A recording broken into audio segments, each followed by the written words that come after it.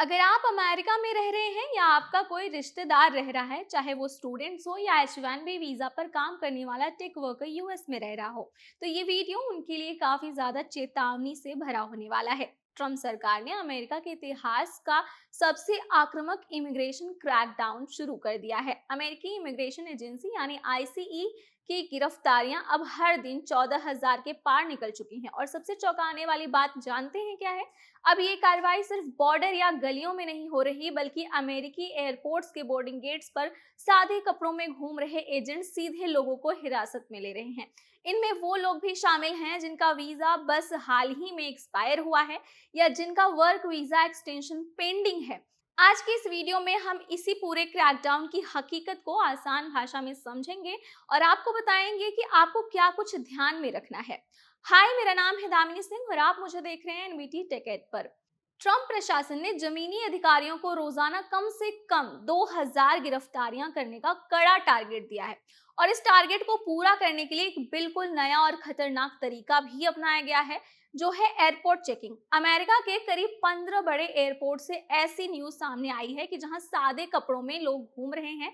Immigration agents check in counter या सीधे boarding gate पर जाकर लोगों को अरेस्ट किया जा रहा है। इसके पीछे एक बड़ा गठजोड़ काम कर रहा है। एयरपोर्ट सिक्योरिटी देखने वाली एजेंसी यानी टीएसए फ्लाइट बोर्ड करने वाले उन यात्रियों का डेटा सीधे आईसीई के साथ शेयर कर रही है जिनका वीजा ओवररेस्ट या एक्सपायर हो चुका है। सबसे हैरान करने वाली बात यह है कि पहले के समय में अगर किसी का वीजा एक्सपायर हो जाता था और उसका नया वीजा एक्सटेंशन यानी ग्रीन कार्ड का एप्लीकेशन पेंडिंग होता था, तो उसे एक लीगल राहत मिलती थी, उसे अपराधी नहीं माना जाता था। लेकिन अब प्रशासन ने इस नियम को पूरी तरह से पलट दिया है।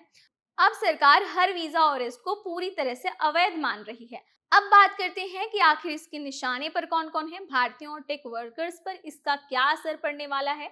इमिग्रेशन वकीलों और मीडिया रिपोर्ट्स के मुताबिक पकड़े जाने वाले लोग कोई भी गंभीर अपराधी नहीं हैं। इनमें वो आईटी इंजीनियर शामिल हैं जो अपने वर्क वीजा रिन्यूअल का इंतजार कर रहे थे।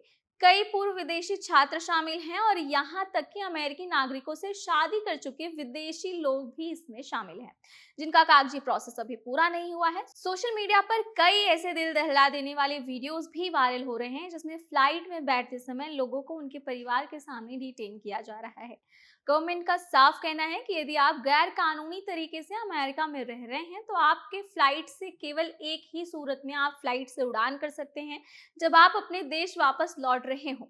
इस बड़े पैमाने पर हो रही कार्रवाई के लिए ट्रंप प्रशासन अमेरिकी कांग्रेस के अतिरिक्त फंड और डिटेंशन सेंटर का विस्तार करने की मांग कर रही है, ताकि पकड़े गए लोगों को बड़ी संख्या में बंद करके रखा जा सके।